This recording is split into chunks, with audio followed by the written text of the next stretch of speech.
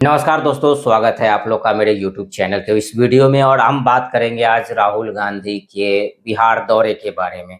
16 दिन के यात्रा पे राहुल गांधी बिहार गए हैं, जिसमें इन 16 दिन में वो बिहार के उन तमाम जिलों की यात्रा करेंगे और लोगों को वोट अधिकार यात्रा के माध्यम से लोगों को साथ जुड़ेंगे।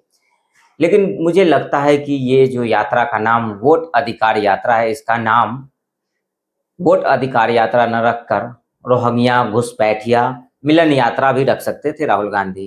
क्योंकि राहुल गांधी जिस मकसद से बिहार गए हैं वो मकसद आपको समझना होगा। उनका एजेंडा क्या है, उनकी सोच क्या है, और राहुल गांधी को आखिर बिहार की इतनी याद क्यों आ रही है। वो राहुल गांधी जो बिहार में ना तो कभी बाढ़ में जाते हैं ना सुखाड़ में जाते हैं। जब बिहारियों को अन्य राज्यों में बीमारी, बाथरूम साफ करने वाले, इन तमाम नामों से सूचित किया जाता है। बिहारियों को जब बिहारी कह के मारा जाता है, पीटा जाता है, उनके साथ दुर्व्यवहार किया जाता है, तो राहुल गांधी एक शब्द नहीं बोलते। लेकिन आज राहुल गांधी 16 दिन की यात्रा पर बिहार गए हैं। आइए बात करते हैं कि 16 दिन में राहुल गांधी की प्लान क्या है, उनका मिशन क्या है। तो 16 दिन में राहुल गांधी का जो रोड मैप है, 16 दिन में जो राहुल गांधी जो तमाम जिलों की यात्रा करेंगे, उनका रोड मैप आप समझिए और उसको उसके पीछे साजिश क्या है, उसके पीछे उनकी मानसिकता क्या है। तो पहला जो राहुल गांधी का यात्रा का पर्पस है, उन्होंने नाम दिया वोट अधिकार यात्रा। इससे पहले भी राहुल गांधी ने न्याय यात्रा किया, कोई फर्क नहीं पड़ा।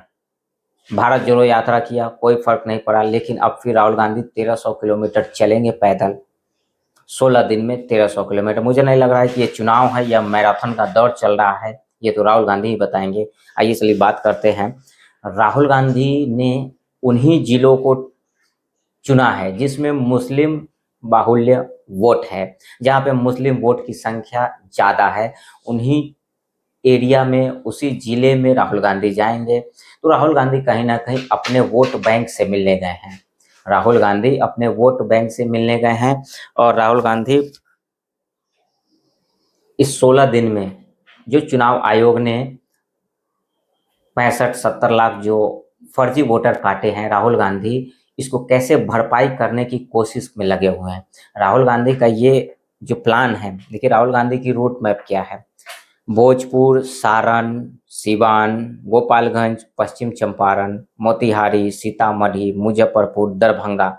दरभंगा गए लेकिन वैशाली नहीं राहुल गांधी गए, जो मेरा जिला है वैशाली नहीं गए जा रहे हैं। दरभंगा, मधुबनी, सुपौल, अररिया, पूर्णिया, कटिहार, भागलपुर, मुंगेर, शेखपुरा, लखीसराय, जमुई, नवादा, गया, नालंदा, औरंगाबाद और सासाराम में फिर वो खत्म हो जाएगा यात्रा।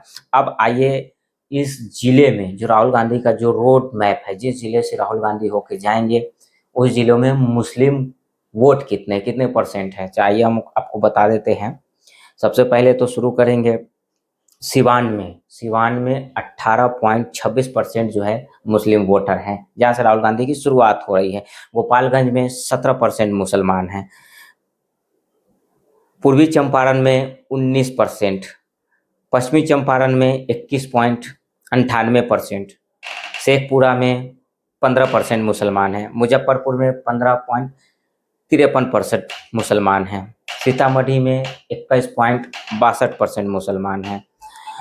अब आप देखिए दरभंगा में 22%, 39% मुसलमान हैं, मधुबनी में 12% मुसलमान हैं, सुपौल में 18% मुसलमान हैं, शेखपुरा में 14% मुसलमान हैं, अररिया में 42% मुसलमान, 42.95%। सबसे ज़्यादा जो मुसलमानों की संख्या है वो किशनगंज में है, जो बंगाल से सटे हुए हैं। इसीलिए मैं आपको बार बार बोलता हूँ, या हम लोग बताना चाहते हैं कि कैसे डेमोग्राफी चेंज हो रही है। बंगाल में तो हो ही रही है, बंगाल से सटे हुए जो जिले हैं, चाहे वो किशनगंज हो गए, उसमें 67.98%, मतलब टोटली आप मिला लीजिए तो 67 से 68% मुसलमान हैं। पूर्णिया में 38%, कटिहार में 44%, भागलपुर में 17 पॉइंट कुछ।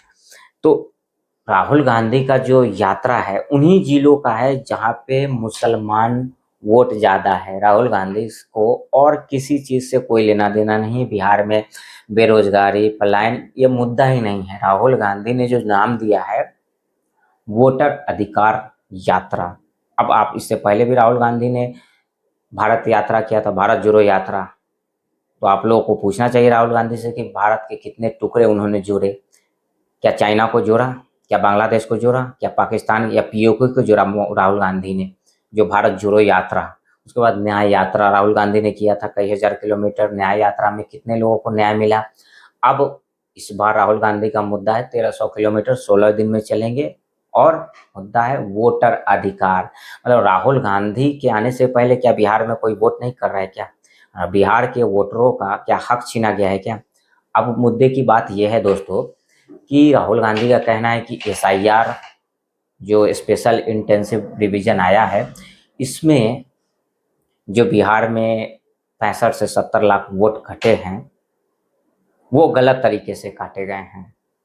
वो भाजपा ने वोट कटवाए हैं। अगर भाजपा ने, चुनाव आयोग ने अगर गलत तरीके से वोट काटे हैं, किसके वोट कटे, कौन है वो लोग जिनके वोट कटे? वो एक आदमी भी निकल के बाहर नहीं आ रहा है, ना उसका आता, न पता, न उम्र, न कमर, न मकान, न दुकान, कुछ पता नहीं है कि आखिर ये 65 से 70 लाख लोग कौन थे। अब राहुल गांधी के पास अगर सबूत है, राहुल गांधी बार बार ये कह रहे हैं कि चुनाव आयोग और मोदी जी वोट चोरी कर रहे हैं, चुनाव आयोग और मोदी जी वोट चोरी कर रहे हैं। चुनाव आयोग ने इस पे जवाब दिया है कि 6 दिन में राहुल गांधी हलफनामा दे या देश से माफ़ी मांगे। तो राहुल गांधी बार बार माफी वीर बनना, बार बार झूठ बोलना, बार बार देश की जनता को गुमराह करना, बार बार देश के माहौल को खराब करना और सरकार पे सवाल उठाना, सेना पे सवाल उठाना, न्याय पे सवाल उठाना, न्यायपालिका पे, मीडिया पे, ये तो था ही। अब राहुल गांधी ने चुनाव आयोग पे भी उंगली उठाना शुरू कर दिया है। राहुल गांधी का कहना है कि चुनाव आयोग बिक गया है। राहुल गांधी का कहना है कि नरेंद्र मोदी और बीजेपी सरकार वोट चोरी कर रही है।